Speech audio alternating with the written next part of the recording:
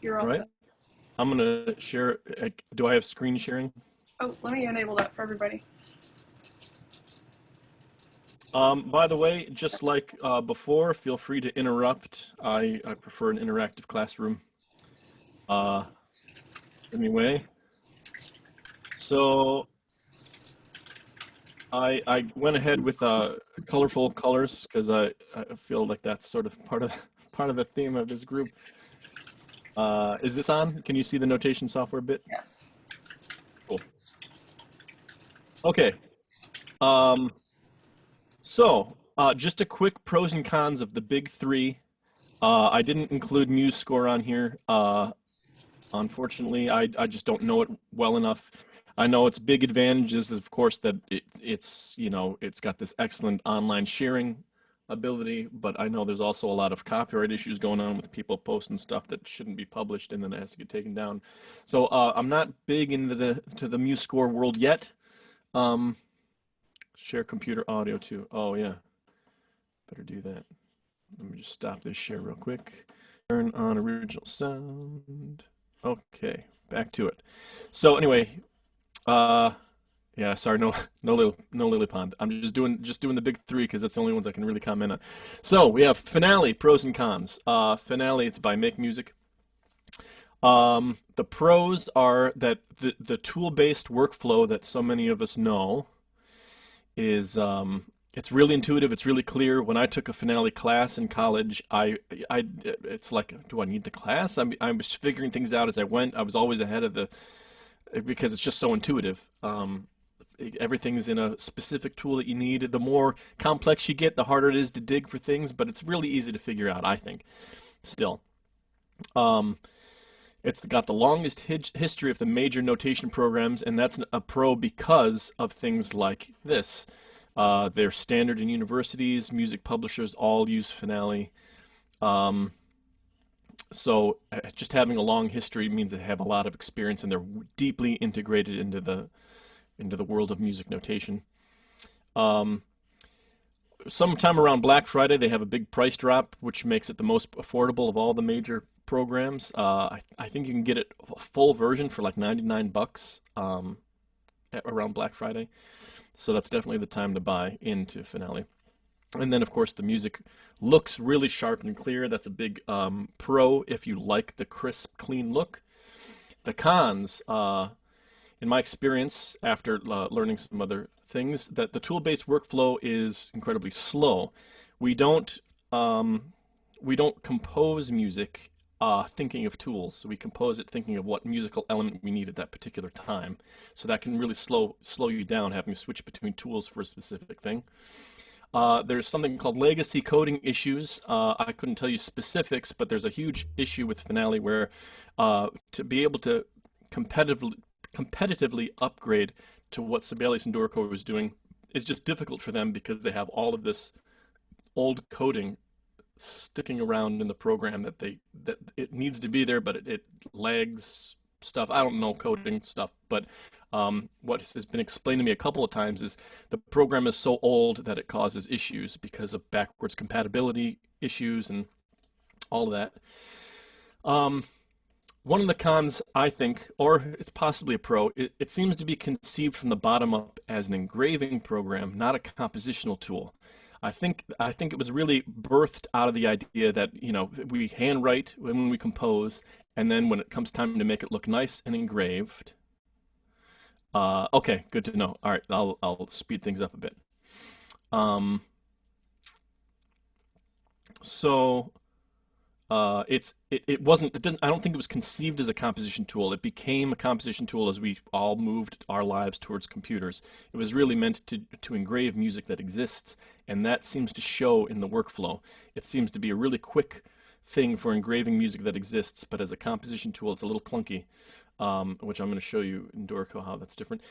Key updates are rarely free. Usually, like, oh, it's not compatible with this next thing, you have to buy the upgrade. And I think that's ridiculous, which another somebody else said. Yeah, it might have been you, Justin. And some think the printed the sharp look of Finale looks too digital. I think it looks nice and clean, but some people think it looks too modern, too digital, and whatnot. And then there's no direct integration with any particular DAW because Make Music is a standalone company. If that matters to you, it's a con. If not, it's neutral. Hey, Sibelius. Yes. hey, Anthony, but are you aware of the Rewire update with Finale, where they added Rewire support that works with Logic? Yeah, and it works in Pro Tools and stuff like that. Yeah, it's all I mean by integration is that they don't have a it's not like Sibelius who is owned by the same people that own Pro Tools. It's not the same developers making sure perfect compatibility. But yeah, Rewire does help a lot of those issues quite a bit. Um, how integrated would you say it is? Oh, did I lose you? Sorry, I had to let my cat out of the room. I mean, I've only used it once, so maybe there's another composer in this forum that could answer that better because, like I said, I don't use it that often. Okay, right on. Yeah, I can't comment too much on the Rewire thing. I just know that I can use it to use Finale's sounds in Pro Tools if I wanted to, which has come in handy a few times, but in general, I don't like the sounds, so I don't. Okay, so Sibelius, who's owned by Avid, who is the owner of Pro Tools.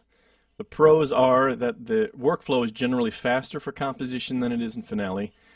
Here's probably the biggest pro for Sibelius, and keep this in mind if you have any aspirations to do Hollywood work. Hollywood has basically chosen Sibelius over Finale. I have talked to Danny Elfman's lead orchestrator, and they are anti-Finale, not just pro-Sibelius. Um, and I talked to, well, oh shoot, what's his name?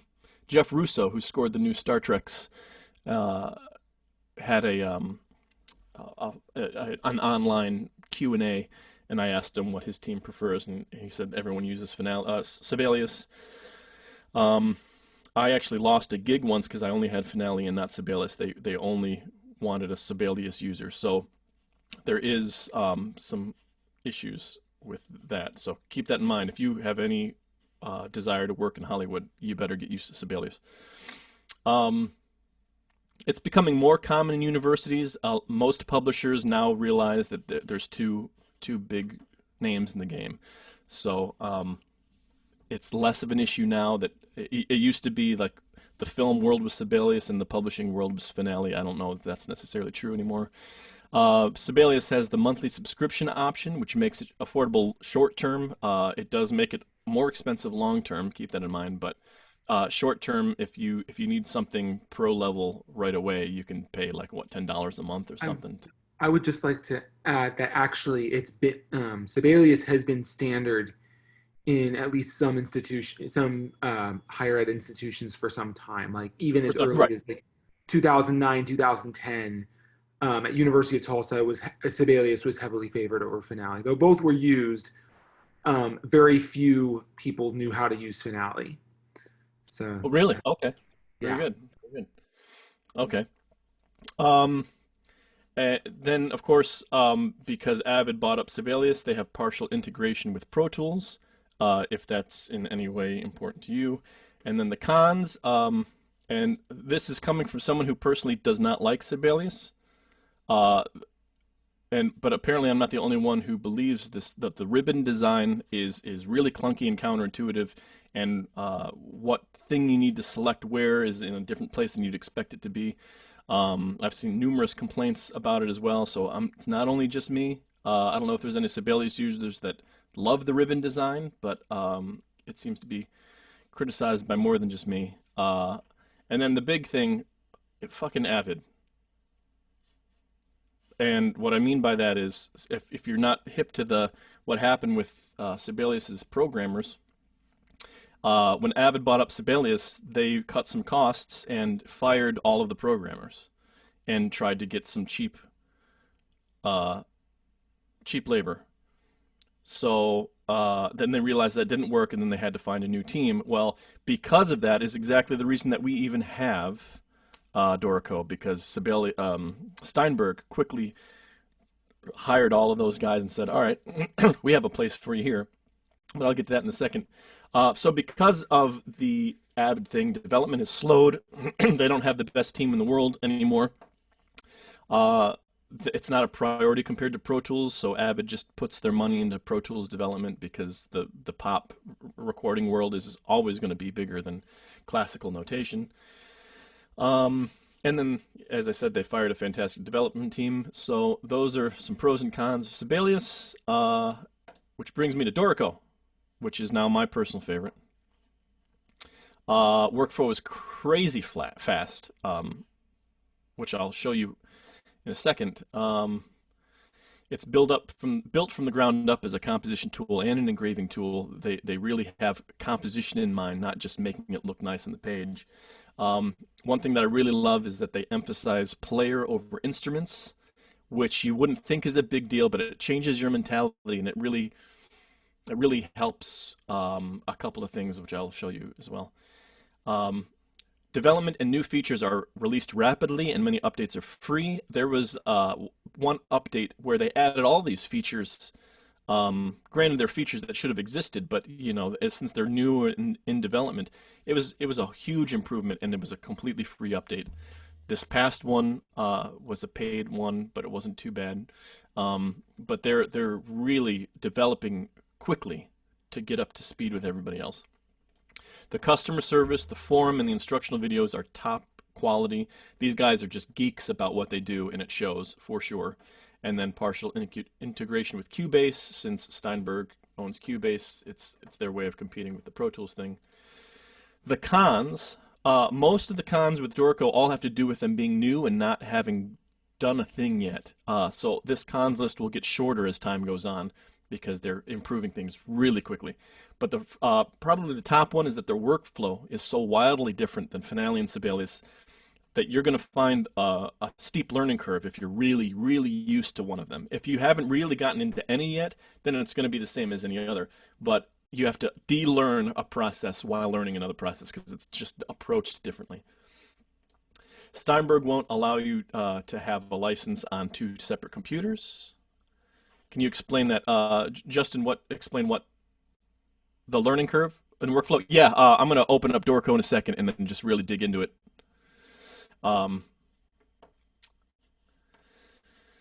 It's too new to be standard in schools, publishers, or film, but that is changing rapidly. I'm trying to get it as the standard at my college.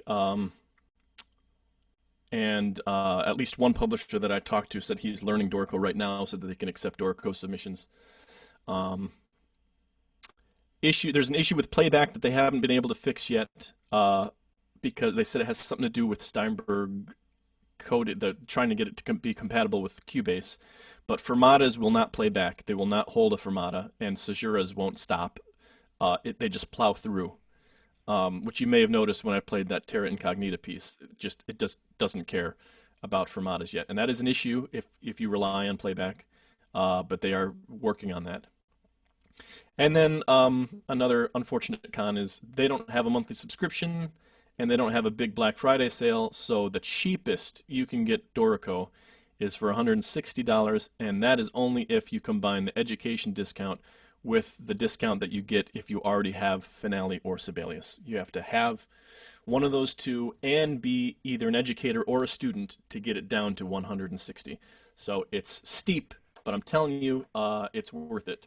So, sorry to interrupt. I think there was also, I don't know if they've corrected it since they went to into the version 3s and 3.3 versions of Dorico, but there was also some issue with notating percussion instruments. There was an issue with how they there was certain things that they can't, with kits and whatnot.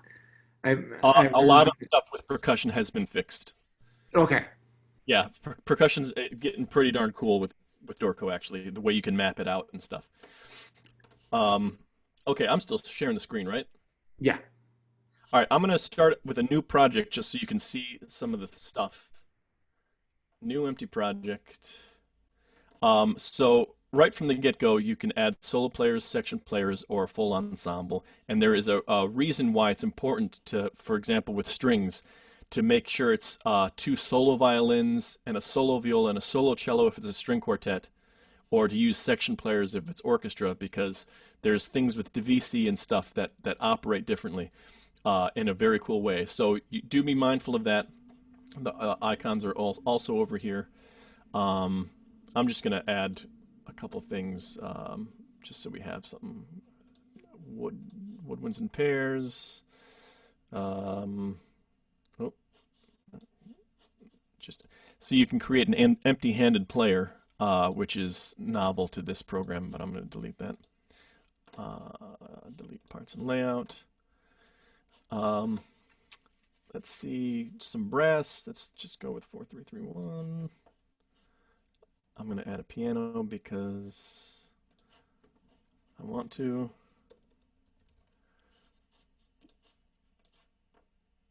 And then our strings. String section. All right. So the part of the reason that I really like the way it's centric on players instead of instruments is because, especially with contemporary music, we have to think very economical with our players, and so you're going to have one flute player playing standard and alto flute more often than you're going to have two flute players. And it allows for that. I'll get to instrument changes in a second. Let me maximize this screen here. Do you still see? Yeah, okay, good.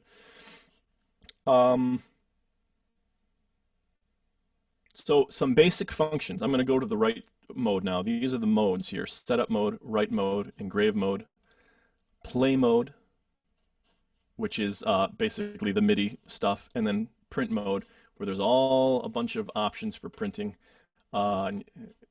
This will fix itself, don't worry. This looks terrible, but it's not. Okay, so it right from the get-go gives you a blank slate. And one of the really cool things that I think that's totally different from Finale is I'm going to add some eighth notes. Whoop, wrong octave there. Okay, eighth notes. Let me just pop those up. Okay, so since this is meterless right now, it's just going to beam them all together, but this is really cool. So I'm going to press SM for meter and just type in 3/4, and automatically it now rebeams everything according to 3/4. And if I want to change that to 6/8, it will very quickly change the beaming rules. And you can set any beaming rule that you want. And to have mixed meter, for example, is super crazy simple. So I can just, yeah, the meterless capabilities are really powerful. So for flute 2, I want flute 2 to be in 4/4 against everybody else's 6/8. So I'm going to press Shift M for meter and press 4/4, but instead of pressing Enter, I'm going to hold Alt and press Enter. And then flute 2 is in 4/4. Done and done. The popovers, which is press Shift and then press a letter for a specific thing, is what makes this program so fast. If I want dynamics right here, Shift D for dynamics, and I say start forte, decrescendo to piano, done and done. And the speed at which dynamics work is blows my mind. Every little dynamic entry just shaves a little bit of time off until you realize a week later that you're done with a piece that should have taken 2 more weeks. Yes, and you can input crescendo and diminuendo without popovers as well. So all of these options here turn into contextual menus if you need to enter something in some other way. I mean, literally, there are keyboard shortcuts for them. You don't even have to go to the menu. You can just do Shift accent, like Shift. I could just call it Shift accent, and it'll create crescendo. Oh yeah. Yeah, like Yeah, that. like that. Yeah, crazy fast. Tempo, for example, Shift T for tempo, and you can say allegro, and There you go. And then every type thing that you enter has an extra menu down below. So now that I have an Allegro, I can say, please show me the metronome mark, and it will have that, which I can change what that metronome mark is. I can say, please put it in parentheses. Please say it's approximate, so the circa is added. So all of those extra things, you can just give it a click, and it adds it. Make sure that you pay attention to whether it's local or global. Global is going to add it to the score and the part. Local means it's only going to be added to what you just changed.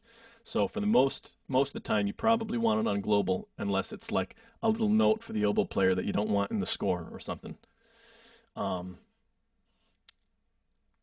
So popovers, I'm trying to think if there's any other really cool popovers. All of these have them. I mean, you can say Shift H for hold, fermata, done. And it follows fermata rules. The fermata is going to be added to everywhere that should be holding while this is holding. There's some that are less intuitive, but once you just realize what they are, for example, tremolo, an unmeasured tremolo, if I wanted on this note, would be under the repeats, because you're technically repeating the note, right? So Shift R for repeats, and then you just write 3 slashes, and then boom. It's just right there. Oh, yeah. Yeah. Or we were talking about there's no fast way to do this this figure on piano, right? Oops. Do. Okay. Except you just press M and it tosses it down. Let me change octaves so it just looks good at least. And then do.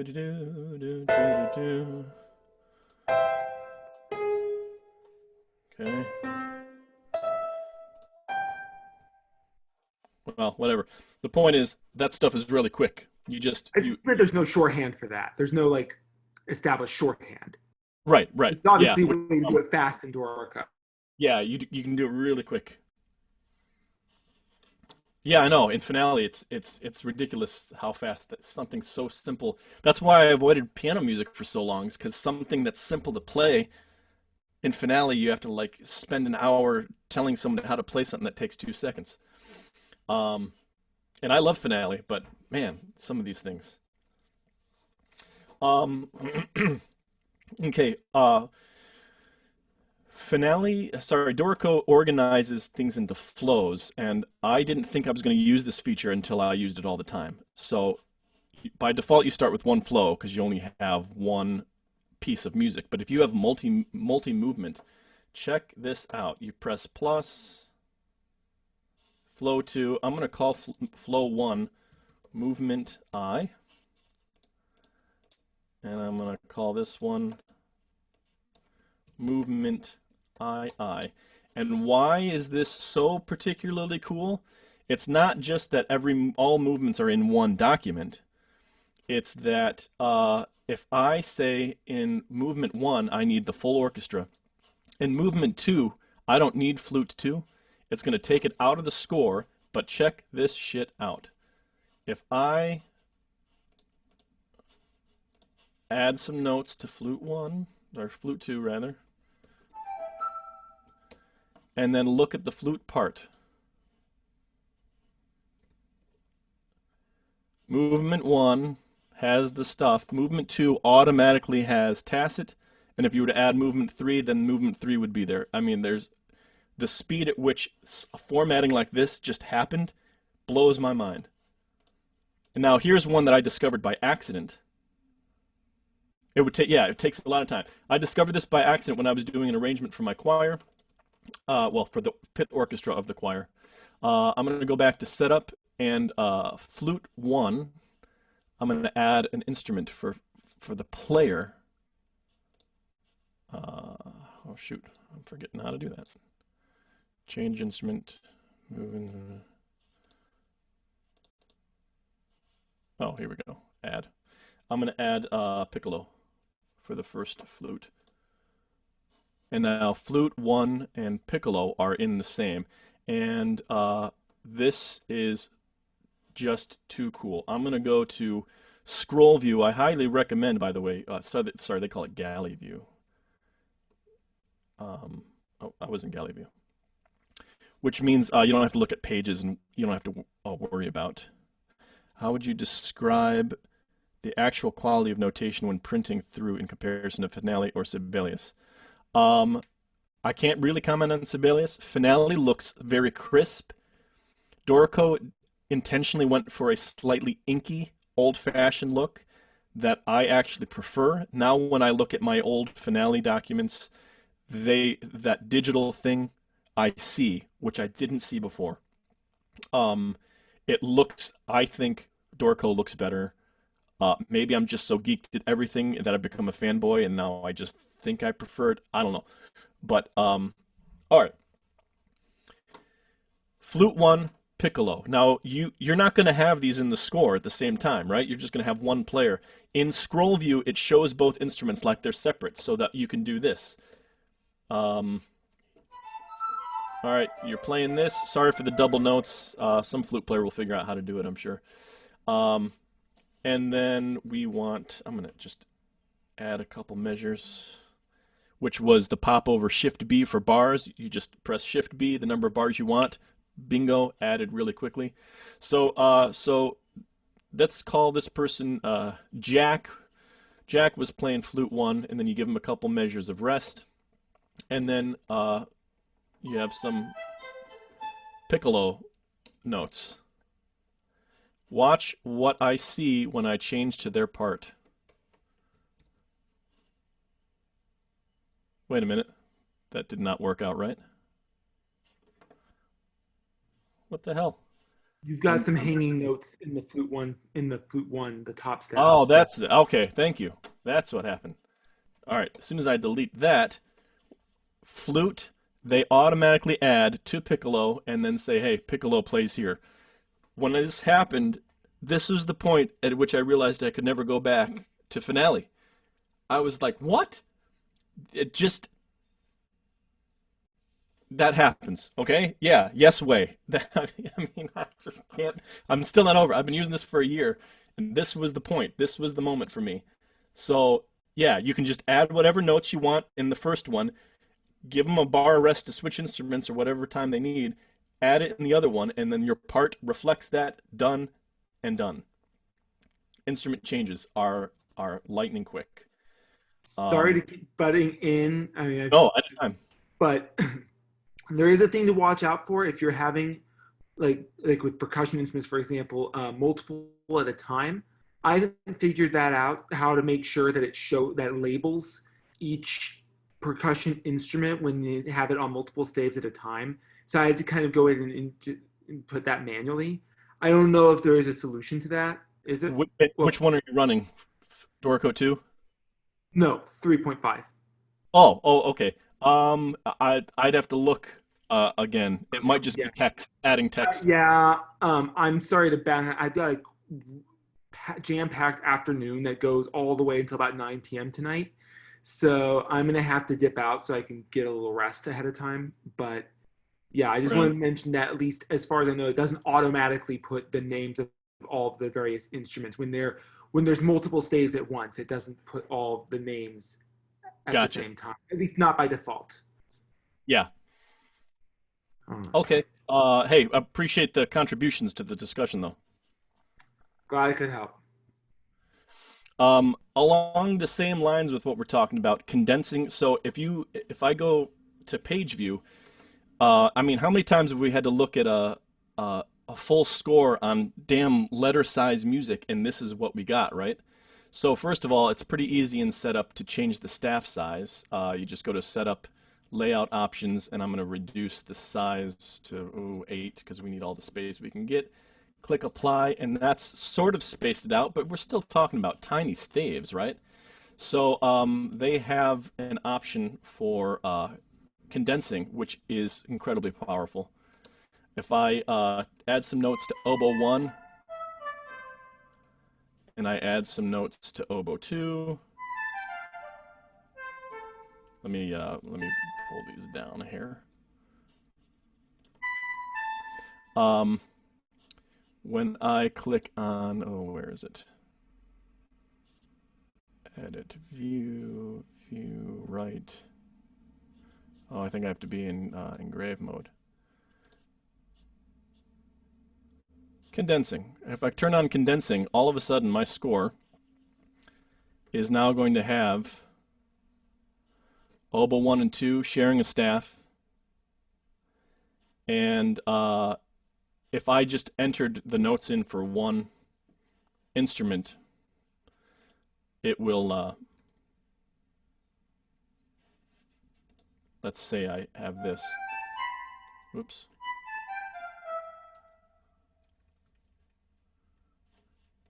And I need both to play the exact same thing. Now when I take a look at the page, it already adds the A2 notation for the fact that both have it. And also, the score will have 1 and 2, but the parts, oh, come on, move out of the way. The parts will still remain completely separate, so you don't have to have oboe 1 and 2 sharing the same damn staff.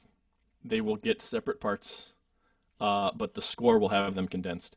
So those are just a couple of things that make this so incredibly powerful. Yeah, thank God, seriously. All of these things are just, they're all lightning fast once you get to figuring out how to do it.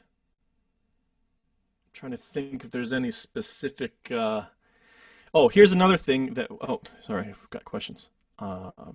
Yes, tabloid paper is better, for sure. When you edit notation of parts, does it automatically affect the score?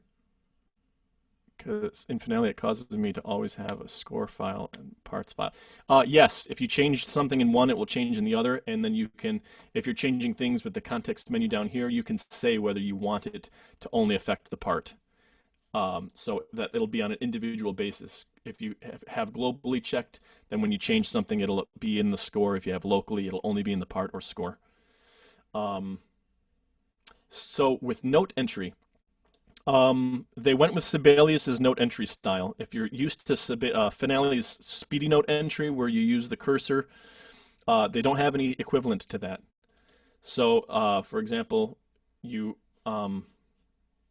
choose the note value you want, and then you press A for A, or B for B, and then there's shortcut keys to jump octaves or whatever. That took me a while to learn because I didn't like that. But most of the time I just use the MIDI keyboard anyway. So that's fine with me.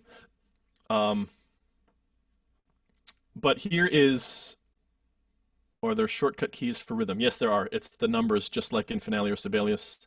The only thing that drives me nuts is 5 is quarter note in Finale, and so on, up or down, and 6 is quarter note in Dorico, and it still screws me up. I might just reprogram those to match Finale. Have you found a way to do a cutaway score? I was trying to figure that out if you can. You know, I was going to double check on how to do that before doing this, but there is a pretty quick way to just hide a measure to do those cutouts. I don't remember how to do it. But yeah, they did make that something quick, at least relatively quick, but I don't remember how to do it because I haven't had to in Dorico yet. Oh, so Finale users, how many times have you had music with, say, all right, I'm in 6/8. Here's a dotted quarter note and an eighth note, okay? Now, how many times have you, in Finale, accidentally entered too large of a note right here, and it pops up with this shaming little thing that says, oh, you don't have enough space in this measure. What would you like to do with it? And it just jolts your whole creative process. If I choose half note in Dorico, for example, it's not going to say you don't have room for a half note. It's just going to assume that you're a musician that knows what you're doing, and what you actually want is a half note's length, and it's just going to beam it across the or tie it across the bar line. So easy peasy. So if you have something in 4/4 that's like super syncopated jazz rhythm or something, right? Ba da da da da da. You just enter the first quarter note, and then you can I'm sorry, the first eighth note, and then quarter note it all day, and it's going to give you the syncopation even over the bar line.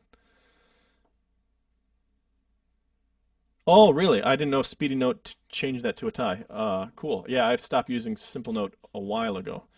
Good to know. Good to know. Um, hey, questions? I showed you all the coolest favorite things, but there's plenty.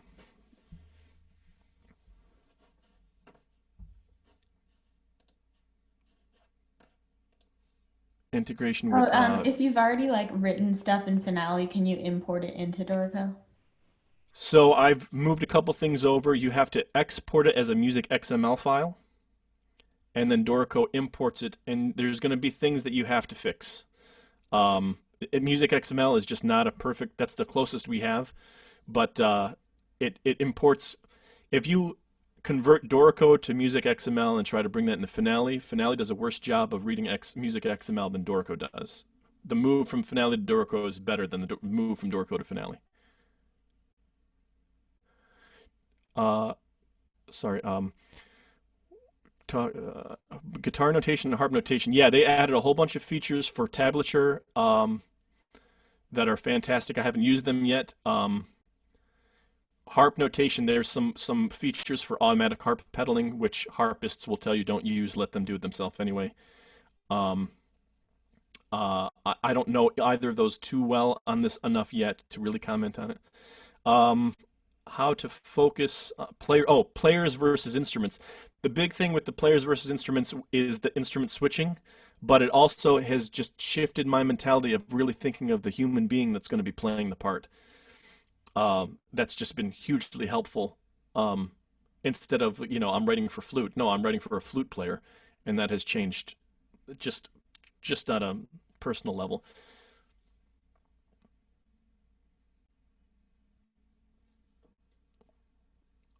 We're just about out of time, but if anyone has any issues in Finale or Dorico that they ever want to work out, it's part of what I do because I teach Finale classes at my college, so I'd be happy to help try to figure out how to do any particular thing.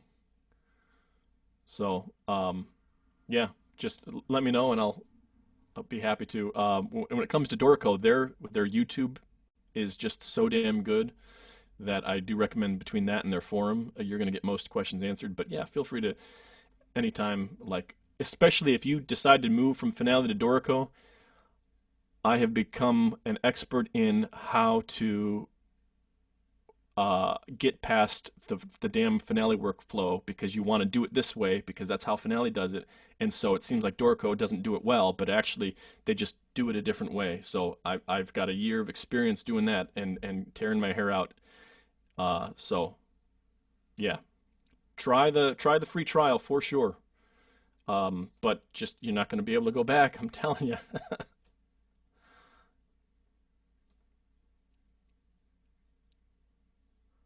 Is anyone mediating this?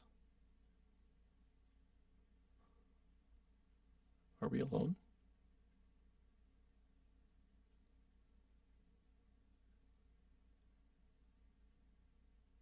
I'm the master here. Oh shit. Anyway, well, I hope this was useful, you guys. I just geek out about this program. It's like I like preach it like the gospel. Have you heard about Dorico yet? Oh my God.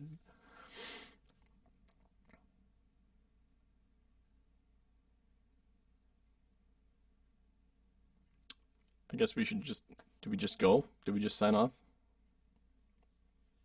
Let me see if I can actually end the meeting. I don't even know how to do that. Oh, I'm sorry. I've been sharing the screen this whole. Anyway. Well, thanks for listening.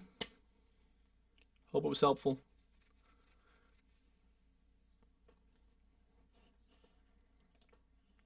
All right, I'm out.